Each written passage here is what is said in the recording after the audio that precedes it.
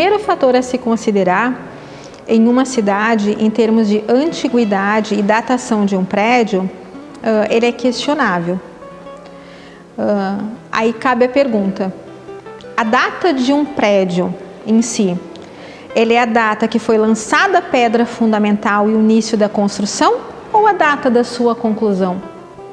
Em termos de construção, 1774 a Igreja Matriz começou a ser construída e aproximadamente pelos documentos em 1779 se deu a conclusão da nave principal.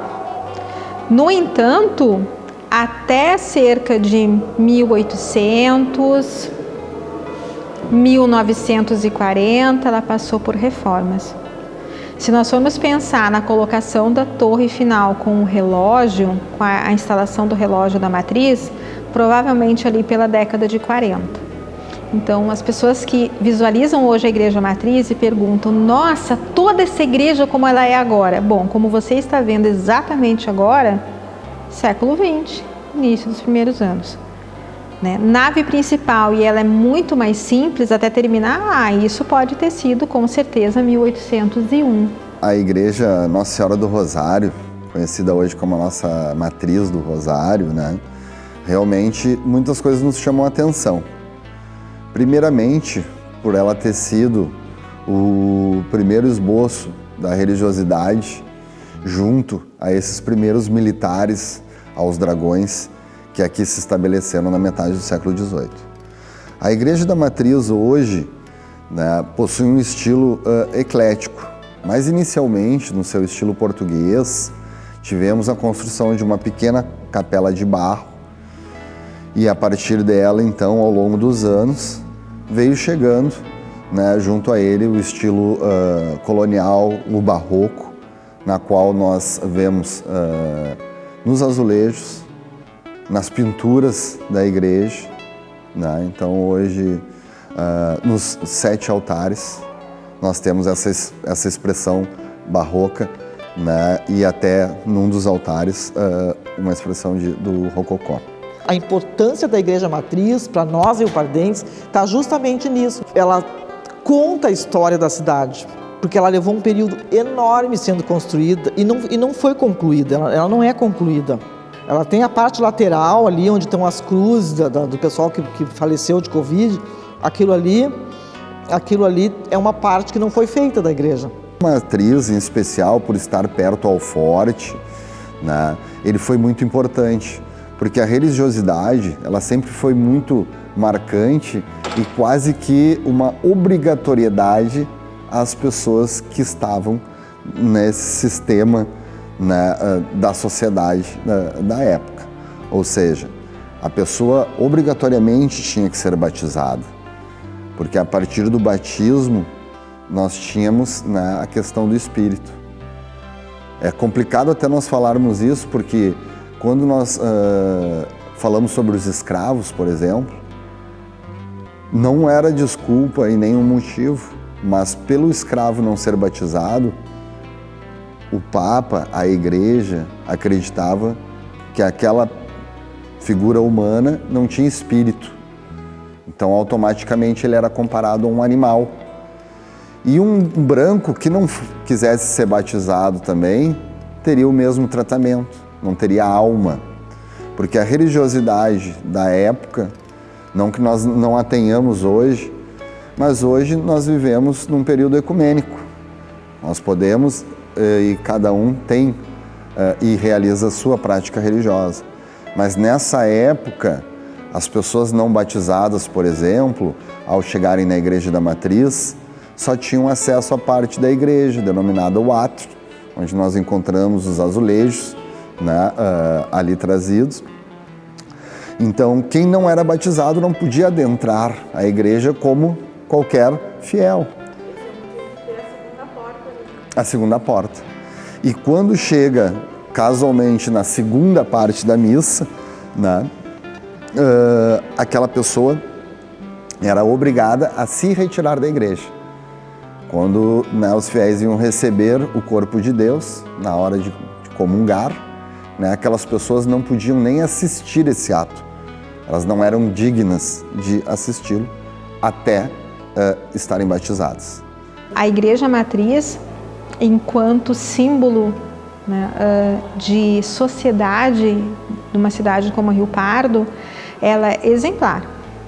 Ela é um código bem interpretado de como se dava uma divisão social e qual a relevância da Igreja Católica dentro daquele período da história de Rio Pardo e do Brasil. Então a gente sabe que a Igreja Católica ela fez parte da realeza, tanto do Império, ela sacralizava o poder do imperador e mais tarde ela caminhou junto com a República até que houvesse essa divisão, né, de Estado laico sem a presença da Igreja.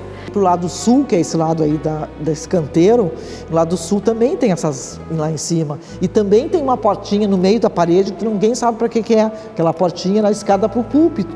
Tinha púlpito dos dois lados. Né? E eu acho de uma grandeza, assim, ó, estudar a Igreja Matriz. Eu acho que todo professor de escola que fosse mostrar a história de Rio Pardo para esses alunos deveria dar uma aula lá dentro da Matriz. Porque a Matriz ela veio sendo construída e veio sendo, na medida que as coisas iam, né? A Matriz, por exemplo, a obra da Matriz, durante a sua construção, ela ficou 10 anos parada. De 1835 a 1845. Por quê? Revolução Farroupilha. Hoje tu vê lá quais eram as irmandades mais ricas e quais eram as irmandades mais pobres. A partir dos altares, sabe? Cada uma era dona de um altar.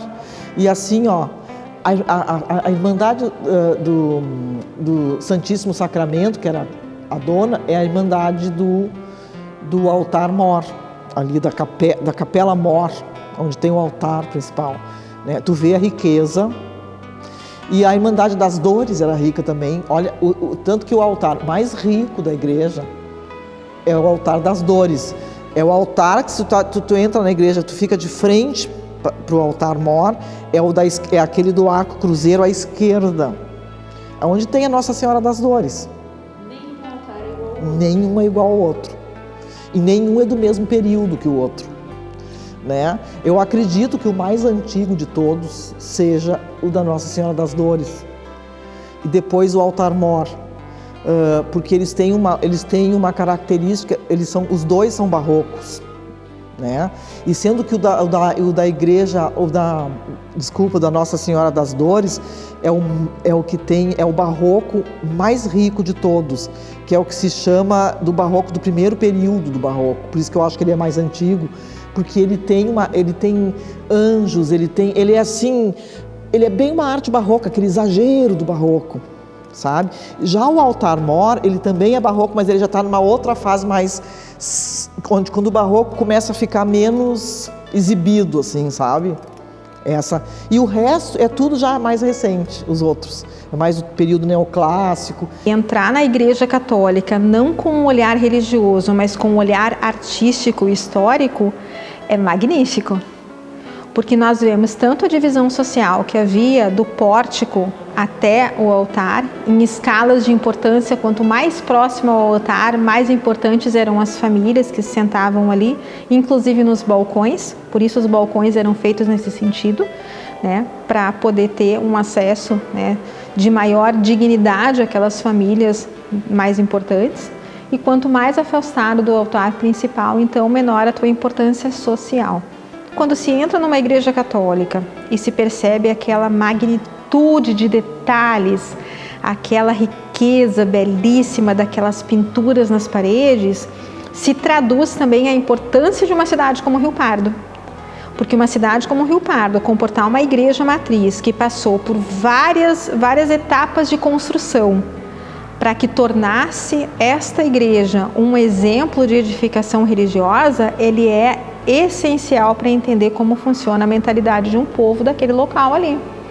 Então havia essa divisão, porque era natural daquele período histórico fazer essa divisão.